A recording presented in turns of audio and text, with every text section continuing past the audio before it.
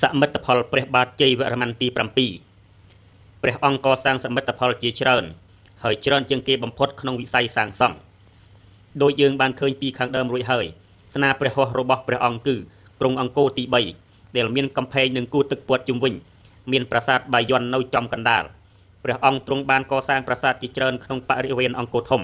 ដែលបម្រើឲ្យសាសនាផងនិងឧទ្ទិសដល់ព្រះញាតិវង្សផងដូចជាប្រាសាទបន្ទាយក្តីប្រាសាទតាព្រំប្រាសាទព្រះខ័នប្រាសាទតានីប្រាសាទសួរព្រាត់ប្រាសាទនាគពន្ធប្រាសាទទាំងអស់នេះកសាងក្នុងសតវត្សទី12ដើម្បីឧទ្ទិសដល់ព្រហ្មញ្ញសាសនាលានជលដំរីលានស្ដេចគំលង់ស្ពានថ្មក៏កសាងឡើងក្នុងសតវត្សទី12ដែរនិងប្រាសាទទាំងឡាយសម្រាប់ឧទ្ទិសដល់ព្រះពុទ្ធសាសនានៅចុងសតវត្សទី12មានប្រាសាទតាសោមប្រាសាទត្រគោនៅក្នុងតំបន់អង្គរប្រាសាទបន្ទាយព្រៃ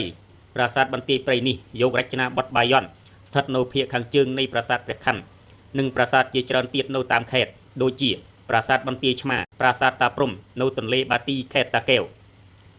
ប្រាសាទតាព្រំនៅទន្លេបាទីខេត្តតាកែវនេះគឺឧទ្ទិសដល់ព្រះពុទ្ធសាសនាមហាយាន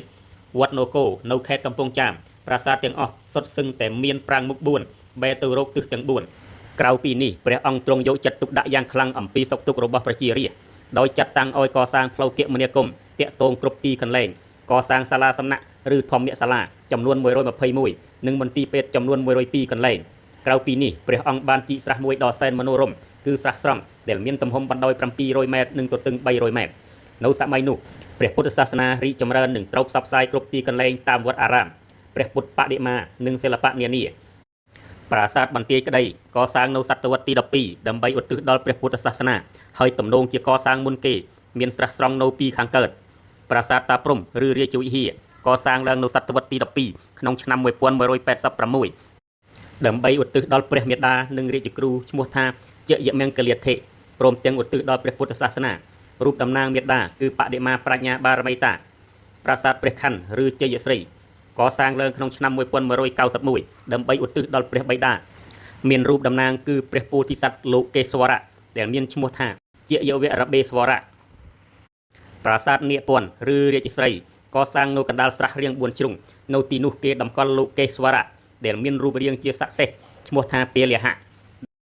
ដែលបានជួយស្រោចស្រង់ពួកអ្នករងគ្រោះដោយសារលិចសំពៅបើតាមអ្នកប្រវត្តិសាស្ត្រថាស្រះនេះតំណាងឲ្យស្រះអនវតាបដៈស្ថិតនៅភ្នំហេមពៀនហើយមានទឹកស័ក្តិសិទ្ធិណាស់អាចជួយព្យាបាលជំងឺគ្រប់បែបយ៉ាងកសាងឡើងនៅចុងសតវត្សទី12ប្រាសាទបន្ទាយឆ្មាកសាងឡើងឧទ្ទិសចំពោះព្រះរាជបុត្រឈ្មោះថាស្រិន្ទ្រកុមារនិងសញ្ជគៈទាំង4នាក់ដែលបានរួបរวมគ្នាប្រយុទ្ធជាពិសេសក្នុងការបះបោររបស់រាហូនិងនៅក្នុងចម្បាំងនៅប្រទេសចម្ប៉ា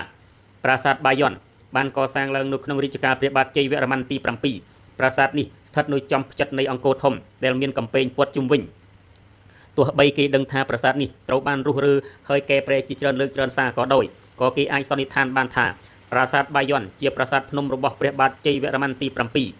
ប៉ុន្តែក្នុងប្រាង្គកណ្ដាលគេមិនតម្កល់សីវលឹង្គទៀតទេបែរជាតម្កល់បដិមាពុទ្ធរាជមួយអង្គយ៉ាងធំសម្បើមទៅវិញនេះហើយជាទេពកោសល្យរបស់ព្រះបាទជ័យវរ្ម័នទី7ដែលទ្រង់ចេះសម្របសម្រួលអ្វីដែលជារបស់សាសនាមានពីមុនប្រាសាទភ្នំនិងអ្វីដែលជាថ្មីគឺពុទ្ធរាជដើម្បីឲ្យបានពេញចិត្តទាំងពួកព្រាហ្មណ៍ទាំងពួករាស្ត្រជាលើកដំបូងគេឃើញលើជញ្ជាំងប្រាសាទនេះទាំងក្នុងថែវនិងក្រៅថែវនៅចម្លាក់ពិពណ៌នាអំពីជីវភាពប្រជារាស្ត្រទូទៅដែលអ្នកស្រាវជ្រាវបានចាត់ទុកថាជាឯកសារមួយយ៉ាងសំខាន់សម្រាប់ឆ្លុះមើលសង្គមខ្មែរនាសម័យនោះគួរកត់សម្គាល់ថាប្រាសាទបាយ័នមានប្រាង្គមុខ4ទាំងអស់54នៅគ្រប់ជាន់ថ្នាក់អ្នកស្រាវជ្រាវខ្លះមានយោបល់ថាប្រាសាទនេះជារូបភាពនៃអាណាចក្រទាំងមូលដែលគេបង្រួញប្រាង្គនីមួយៗជានិមិត្តរូបនៃខេត្តចំណែកឯមុខ4គឺតំណាងឲ្យព្រះភ័ក្ត្ររបស់ព្រះរាជាឬមហិទ្ធិឫទ្ធិរបស់ព្រះអង្គដែលបានផ្សព្វផ្សាយទៅគ្រប់ទិសទីក្រោយពីព្រះនាងជ័យរាជទេវីសោយទីវង្គតទៅព្រះបាទជ័យវរ្ម័នទី7បានរៀបចំអភិសេកជាមួយព្រះនាងឥន្ទ្រទេវីដែលជាបងបង្កើតរបស់ព្រះនាងជ័យរាជទេវីព្រះនាងជាស្ត្រីសម្បូរទៅដោយចំណេះវិជ្ជាព្រះនាងត្រូវបានតែងតាំងជាសាស្ត្រាចារ្យក្នុងវត្តពុទ្ធសាសនាមួយ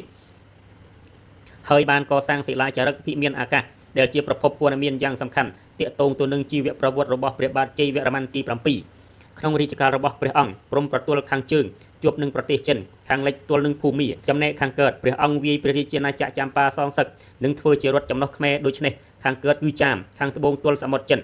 គេពុំបានដឹងច្បាស់ថាព្រះបាទជ័យវរ្ម័នទី7ទ្រង់ចូលទីបង្គត់ក្នុងឆ្នាំណាទេព្រះអង្គទំនងជាបានសោយរាជរហូតដល់ឆ្នាំ1219 ព្រះអង្គមានមរណនាមថាមោហាបរមសោគត